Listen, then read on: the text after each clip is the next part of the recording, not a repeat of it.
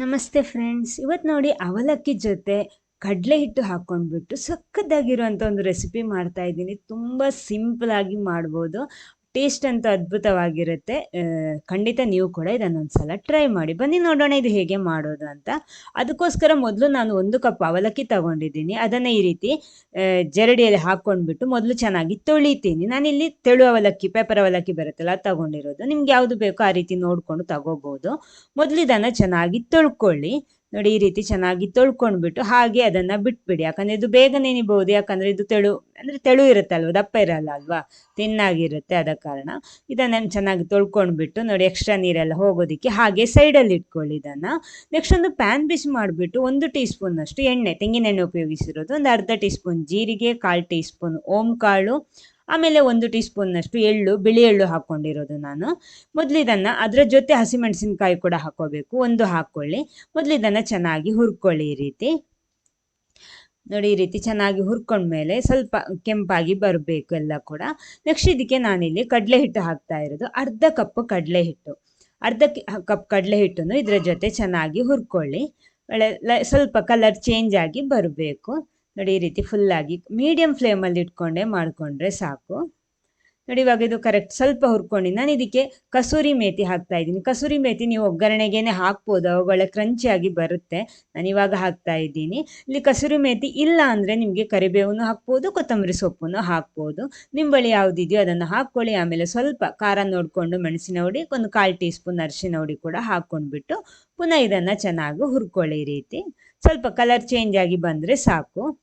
ನೋಡಿ ಈ ರೀತಿ ಮಾಡ್ಕೊಳ್ಳಿ, ಅವಾಗ ಒಳ್ಳೆ ಫ್ಲೇವರ್ ಬರುತ್ತೆ. ಈ ರೀತಿ ಹುರ್ಕೊಂಡು ಮಾಡುವಾಗ ನಮ್ಮ ರೆಸಿಪಿಗೆ ಚೆನ್ನಾಗಿರೋ ಒಂದು ಫ್ಲೇವರ್ ಬರುತ್ತೆ. ನೋಡಿ ಇದು ರೆಡಿ ಆಗಿದೆ, ಸಾಕು. ಸ್ಟವ್ ಆಫ್ ಮಾಡ್ಕೊಳ್ಳಿ. ಆಫ್ ಮಾಡಿಬಿಟ್ಟು ಒಂದು ಮಿಕ್ಸಿಂಗ್ ಬೌಲಲ್ಲಿ ಇದನ್ನು ಹಾಕ್ಕೊಳ್ಳಿ. ಆಮೇಲೆ ಇದಕ್ಕೆ ರುಚಿಗೆ ತಕ್ಕಷ್ಟು ಉಪ್ಪು, ಒಂದು ಅರ್ಧ ಟೀ ಸ್ಪೂನ್ ಚಾಟ್ ಮಸಾಲ ಇದ್ರೆ ಹಾಕ್ಕೊಳ್ಳಿ. ಆಮೇಲೆ ಒಂದು ಅರ್ಧ ಟೀ ಸ್ಪೂನ್ನಷ್ಟು ಗರಂ ಮಸಾಲ. ಮೊದಲೊಂದ್ಸಲ ಸ್ವಲ್ಪ ಮಿಕ್ಸ್ ಮಾಡ್ಕೊಳ್ಳಿ ಈ ರೀತಿ. ನೋಡಿ ಈ ರೀತಿ ಮಿಕ್ಸ್ ಮಾಡಿದ ಮೇಲೆ ಇದಕ್ಕೆ ನಾನಿಲ್ಲಿ ಅವಲಕ್ಕಿ ಸೇರಿಸ್ತಾ ಇದ್ದೀನಿ. ನಾವು ನೆನೆಸಿಟ್ಟಿರುವಂಥ ಅವಲಕ್ಕಿ ಇದೆಯಲ್ವ ಅದನ್ನು ಹಾಕ್ಕೋಬೇಕು. ಎಲ್ಲ ಕೂಡ ಹಾಕ್ಕೊಳ್ಳಿ. ಆಮೇಲೆ ಇದಕ್ಕೆ ನೀರು ಸೇರಿಸಬೇಕಾದ ಅವಶ್ಯಕತೆ ಬರೋದಿಲ್ಲ, ಯಾಕಂದರೆ ನೆನೆಸಿಟ್ಟಿರುವ ಅವಲಕ್ಕಿ ಆದ ಕಾರಣ ಅದರಲ್ಲೇ ನೀರಿನ ಅಂಶ ಇರುತ್ತೆ. ಅದರಲ್ಲೇ ಅಡ್ಜಸ್ಟ್ ಮಾಡ್ಕೊಂಡು ಈ ರೀತಿ ಮಾಡಬೇಕು. ನಾನಿಲ್ಲಿ ಸ್ವಲ್ಪನೂ ನೀರು ಹಾಕ್ಕೊಂಡಿಲ್ಲ. ಚೆನ್ನಾಗಿ ಮಿಕ್ಸ್ ಮಾಡಿಕೊಂಡು ಕಲಿಸ್ಕೊಂಡು ಹಿಟ್ಟು ರೆಡಿ ಮಾಡಬೇಕು. ನೋಡಿ ಇಲ್ಲಿ ಹಿಟ್ಟು ರೆಡಿ ಆಯ್ತಾ ಅಲ್ವಾ. ಇನ್ನಿದನ್ನು ರೆಸ್ಟ್ ಮಾಡೋದು ಆ ಥರ ಏನು ಬೇಡ.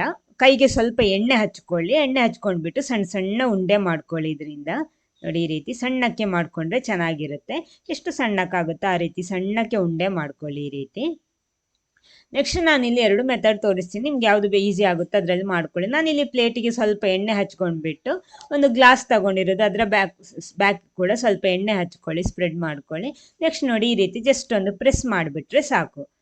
ನೋಡಿ ಈ ರೀತಿ ಮಾಡಿಕೊಂಡ್ರೆ ಸಾಕು. ಅಥವಾ ನಮಗೆ ಕೈಯಲ್ಲೇ ಮಾಡ್ಬೋದು, ಅಂಗೈಯಲ್ಲೇ ಮಾಡ್ಬೋದು.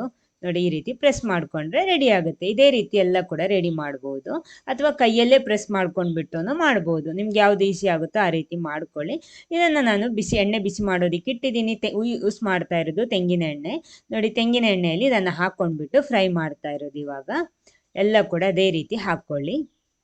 ಒಂದಕ್ಕೊಂದು ಅಂಟಲ್ಲ, ನಿಮ್ಗೆ ಎಷ್ಟು ಬೇಕೋ ಅಷ್ಟು ಹಾಕ್ಕೊಳ್ಳಿ. ನಾನಿಲ್ಲಿ ಸ್ವಲ್ಪ ಎಣ್ಣೆ ಇಟ್ಕೊಂಡಿರೋದ್ರಿಂದ ಈ ರೀತಿ ಮಾಡ್ತೀನಿ. ನೋಡಿ ಕೈಯಲ್ಲಿ ಮಾಡ್ತೀರಿ ಈ ರೀತಿ ಜಸ್ಟ್ ನೋಡಿ ಕೈಯಲ್ಲೇ ಪ್ರೆಸ್ ಮಾಡಿಬಿಟ್ಟು ಬೇಗ ಬೇಗ ಮಾಡೋದು, ಎಣ್ಣೆಗೆ ಹಾಕೋದು, ಅದೇ ರೀತಿ ಮಾಡ್ಬೋದು. ತುಂಬ ಸರಳವಾಗಿ ಮಾಡ್ಬೋದು. ನೋಡಿ ಈ ರೀತಿ ಬೇಕಿದ್ರೆ ಆ ರೀತಿನೂ ಮಾಡ್ಬೋದು. ನಿಮ್ಗೆ ಯಾವುದು ಈಸಿ ಆ ರೀತಿ ಮಾಡ್ಕೊಳ್ಳಿ. 2 ಬದಿ ಕೂಡ ಬೇಯಿಸ್ಕೊಳ್ಳಿ. ತಿರುಗಿಸಿ ಹಾಕೊಂಡ್ಬಿಟ್ಟು ಹೈ ಫ್ಲೇಮಲ್ಲಿ ಇಡಬಾರ್ದು, ಒಂದು ಮೀಡಿಯಂ ಫ್ಲೇಮಲ್ಲಿ ಇಟ್ಕೊಂಡೆ ಫ್ರೈ ಮಾಡಬೇಕು. 2 ಬದಿ ಕೂಡ ತಿರುಗಿಸಿ ಹಾಕೊಂಡ್ಬಿಟ್ಟು ಒಳ್ಳೆ ಕ್ರಂಚಿಯಾಗಿ ಬರಬೇಕು, ಅಷ್ಟು ಹೊತ್ತು ಇದನ್ನು ಫ್ರೈ ಮಾಡ್ಕೊಳ್ಳಿ. ನೋಡಿ ಇಲ್ಲಿ ರೆಡಿ ಆಗಿದೆ ಸಖತ್ತಾಗಿರುವಂತಹ ಅವಲಕ್ಕಿ ಕಡಲೆ ಹಿಟ್ಟಿನ ಒಂದು ಸ್ನ್ಯಾಕ್. ನೋಡಿ ಇಲ್ಲಿ ರೆಡಿ ಆಗಿದೆ ಯಾವ ರೀತಿ ಇದೆ ಅಂತ. ಇದಕ್ಕೆ ಅಂಗೈ ವಡೆ ಅಂತಾನು ಕರೀತಾರೆ, ಅಂದರೆ ಅಂಗೈಯಲ್ಲಿ ಪ್ರೆಸ್ ಮಾಡಿ ಮಾಡೋದ್ರಿಂದ ಅಂಗೈ ವಡೆ ಅಂತಾನು ಕರೀತಾರೆ. ಅಥವಾ ನೋಡಿ ಎಷ್ಟೊಂದು ಕ್ರಂಚಿ ಆಗಿದೆ ನೋಡಿ. ಈ ವಿಡಿಯೋ ನಿಮ್ಗೆ ಇಷ್ಟ ಆದರೆ ಒಂದು ಲೈಕ್ ಕೊಟ್ಬಿಟ್ಟು ಎಲ್ಲರ ಜೊತೆ ಶೇರ್ ಮಾಡಿ. ಫಸ್ಟ್ ಟೈಮ್ ಚಾನಲ್ ನೋಡೋರು ದಯವಿಟ್ಟು ಚಾನಲ್ ಸಬ್ಸ್ಕ್ರೈಬ್ ಮಾಡಿ. ಓಕೆ, ಇನ್ನೊಂದು ಹೊಸ ವೆರೈಟಿ ಟೇಸ್ಟಿ ರೆಸಿಪಿ ಜೊತೆನೇ ಬರ್ತೀನಿ. Thank you.